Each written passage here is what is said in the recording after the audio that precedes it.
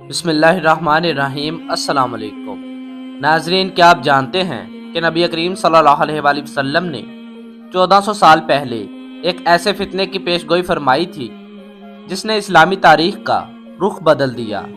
ایک ایسی نشانی جس کے بعد مسلمانوں کی تلواریں اپنوں ہی کے خلاف میان سے نکلی اور آج تک بند نہ ہو سکی۔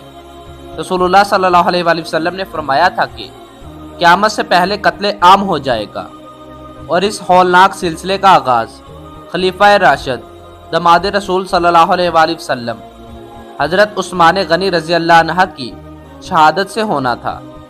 آخر حضور صلی اللہ علیہ وآلہ وسلم نے اس خونی رات کے بارے میں کیا پیش گوئی فرمائی تھی؟ عثمان غنی رضی اللہ عنہ نے خواب میں ایسا کیا دیکھا تھا، اور کیسے یہ ایک شہادت قیامت کی سب سے بڑی نشانی بن گئی؟ اگر آپ اسلام کی تاریخ کا وہ سب سے دردناک اور لرزاں خیز موڑ جاننا چاہتے ہیں جس کا اثر آج ہم اپنی آنکھوں سے دیکھ رہے ہیں، تو اس ویڈیو کو آخر تک لازمی دیکھیے گا۔ چلیے شروع کرتے ہیں۔ قیامت کی 9ویں نشانی قتل عام ہوگا۔ حضرت عبداللہ رضی اللہ عنہ اور ابو موسیٰ رضی اللہ عنہ سے مروی ہے کہ اللہ کے رسول صلی اللہ علیہ وآلہ وسلم نے ارشاد فرمایا، قیامت سے پہلے ایسے دن آئیں گے جن میں علم اٹھا لیا جائے گا، جل اتارا جائے گا اور کشت و خون بکثرت ہوگا۔ حضرت ابو ہریرہ رضی اللہ عنہ سے مروی ہے کہ اللہ کے رسول صلی اللہ علیہ وآلہ وسلم نے ارشاد فرمایا، اس ذات کی قسم جس کے ہاتھ میں میری جان ہے، دنیا ختم نہیں ہوگی حتیٰ کہ لوگ وہ دن نہ دیکھ لیں جب نہ قاتل جانتا ہوگا کہ میں نے کیوں قتل کیا، اور نہ مقتول کو علم ہوگا کہ اسے کیوں قتل کیا گیا۔ کہا گیا، یہ کیسے ممکن ہوگا؟ آپ صلی اللہ علیہ وآلہ وسلم نے فرمایا، خون ریزی دہشت گردی ہوگی جس میں قاتل و مقتول دونوں جہنمی ہوں گے۔ ایک اور حدیث بیان کرتا ہوں۔ حضرت ابو موسیٰ رضی اللہ عنہ فرماتے ہیں کہ اللہ کے رسول صلی اللہ علیہ وآلہ وسلم نے ارشاد فرمایا، قیامت سے پہلے خوب خون ریزی ہوگی۔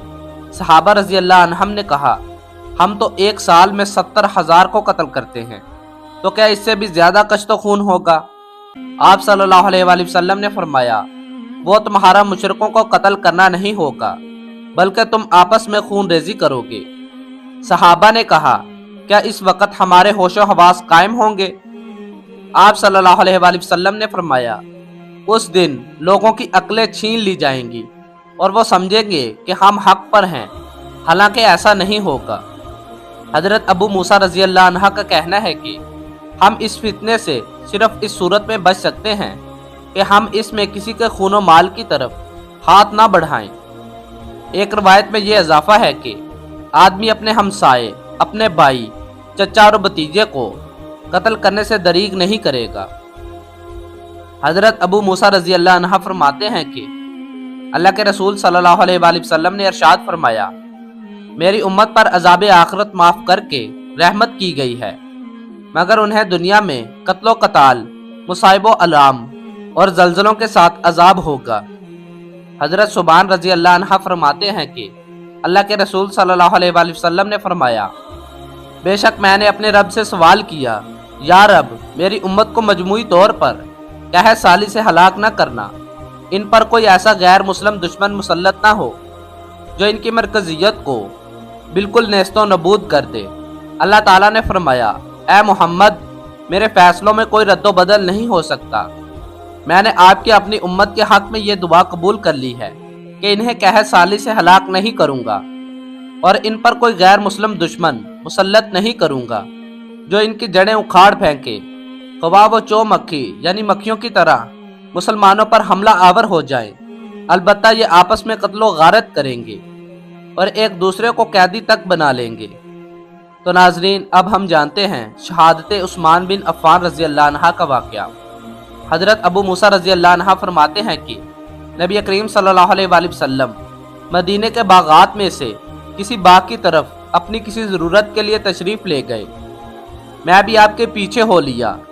جب آپ صلی اللہ علیہ وآلہ وسلم باغ میں داخل ہوئے تو میں اس کے دروازے پر اس خیال سے بیٹھ گیا کہ میں آج حضرت کا دربان بنوں گا، حالانکہ آپ صلی اللہ علیہ وآلہ وسلم نے مجھے اس کا حکم نہیں دیا تھا۔ آپ صلی اللہ علیہ وآلہ وسلم اندر گئے اپنی حاجت پوری کرنے کے بعد کنویں کی منڈیر پر بیٹھ گئے اور اپنی دونوں پنڈلیاں کھول کر انہیں کنویں میں لٹکا لیا۔ اسی اثناء میں حضرت ابو بکر رضی اللہ عنہ آئے اور اندر آنے کی اجازت مانگی۔ میں نے ان سے کہا کہ آپ ذرا رکیے، میں اجازت لے کر آتا ہوں۔ چنانچہ وہ کھڑے رہے اور میں نے حضور صلی اللہ علیہ وآلہ وسلم کی خدمت میں حاضر ہو کر عرض کیا، اے اللہ کے نبی صلی اللہ علیہ وآلہ وسلم، ابو بکر آپ کے پاس آنے کی اجازت چاہتے ہیں۔ آپ صلی اللہ علیہ وآلہ وسلم نے فرمایا، اسے اجازت دو اور جنت کی بشارت بھی سنا دو۔ چنانچہ ابو بکر رضی اللہ عنہ اندر آ گئے اور نبی کریم صلی اللہ علیہ وآلہ وسلم کی دائیں جانب پنڈلیاں کھول کر کنویں میں لٹکا کر بیٹھ گئے۔ اتنے میں حضرت عمر بن خطاب رضی اللہ عنہ آئے۔ ان کے لیے بھی میں حضور صلی اللہ علیہ وآلہ وسلم سے اجازت مانگنے گیا تو آپ صلی اللہ علیہ وآلہ وسلم نے فرمایا، اسے اجازت دے دو اور جنت کی بشارت بھی سنا دو۔ خیر وہ بھی اندر جا کر کنویں کی مڑیر پر پنڈلیاں کھول کر بیٹھ گئے۔ اب کنویں کی مڑیر پر جگہ نہیں تھی کہ اتنے میں عثمان رضی اللہ عنہ آ گئے۔ میں نے ان کے لیے بھی اجازت مانگی تو حضور صلی اللہ علیہ وآلہ وسلم نے فرمایا، انہیں اجازت دے دو اور جنت کی بشارت بھی سنا دو، نیز ایک آزمائش کی خبر دو جو انہیں پہنچے گی۔ ناظرین، ایک اور حدیث جانتے ہیں۔ حضرت انس رضی اللہ عنہ فرماتے ہیں کہ اللہ کے رسول صلی اللہ علیہ وآلہ وسلم احد پہاڑ پر چڑھے، جبکہ آپ صلی اللہ علیہ وآلہ وسلم کے ہمراہ ابو بکر رضی اللہ عنہ، عمر رضی اللہ عنہ اور عثمان رضی اللہ عنہ بھی تھے، تو اچانک احد پہاڑ حرکت میں آ گیا۔ آپ صلی اللہ علیہ وآلہ وسلم نے فرمایا، احد سکون کر۔ شاید آپ صلی اللہ علیہ وآلہ وسلم نے اس پر پاؤں مار کر یہ بات فرمائی، تجھ پر ایک نبی، ایک صدیق اور 2 شہید کھڑے ہیں۔ تو ناظرین، اس نشانی کے فوائد و نتائج جانتے ہیں۔ سب سے پہلا، حضرت عثمان رضی اللہ عنہ کو دنیا میں جنت کی خوشخبری سنا دی گئی، جس طرح ابو بکر صدیق رضی اللہ عنہ اور عمر بن خطاب رضی اللہ عنہ اور دیگر کئی صحابہ رضی اللہ عنہم کو سنائی گئی ہے۔ دوسرا، اللہ کے نبی صلی اللہ علیہ وآلہ وسلم کے بعد ابو بکر رضی اللہ عنہ افضل الخلق ہیں، پھر عمر رضی اللہ عنہ اور پھر عثمان رضی اللہ عنہ۔ تیسرا، نبی کریم صلی اللہ علیہ وآلہ وسلم نے حضرت عمر بن خطاب رضی اللہ عنہ اور حضرت عثمان رضی اللہ عنہ کی شہادت کی پیش گوئی فرمائی جو پوری ہوئی۔ چوتھا، پہاڑ جامد چیز ہے اور جمادات عقل و شعور سے تہی دامن ہوتے ہیں، مگر جب اللہ تعالیٰ کی مرضی ہو تو جمادات میں بھی عقل و شعور اور حرکت وغیرہ کا احساس پیدا ہو سکتا ہے، لہٰذا اس بات کو بلا تعویل تسلیم کرنا ضروری ہے۔ ان اللہ علی کل شیء قدیر۔ پانچواں، اللہ کے رسول صلی اللہ علیہ وآلہ وسلم نے حضرت عثمان رضی اللہ عنہ کے متعلق شہادت کے ساتھ مصائب و علام کی، جبکہ عمر رضی اللہ عنہ کے بارے میں صرف شہادت کی پیش گوئی فرمائی، اور فی الواقعہ یہ پوری ہوئیں، کیونکہ حضرت عثمان رضی اللہ عنہ کو بہت سے مصائب کا سامنا کرنا پڑا، طعن و تشنیع کا شکار ہوئے۔ مصر و عراق کے لوگوں نے جہالت اور سازش کی بنا پر آپ کے گھر کا محاصرہ کر لیا اور کئی روز کے محاصرے کے بعد نہایت بے دردی سے آپ کو شہید کر دیا۔ ان للہ و انا الیہ راجعون۔ چھٹا، شہادت عثمان رضی اللہ عنہ فتنوں کے ظہور میں ایک چنگاری ثابت ہوئی، جس نے بلا تاخیر مسلمانوں کے باہمی کشت و خون کی ایک بہت بڑی آگ روشن کر دی۔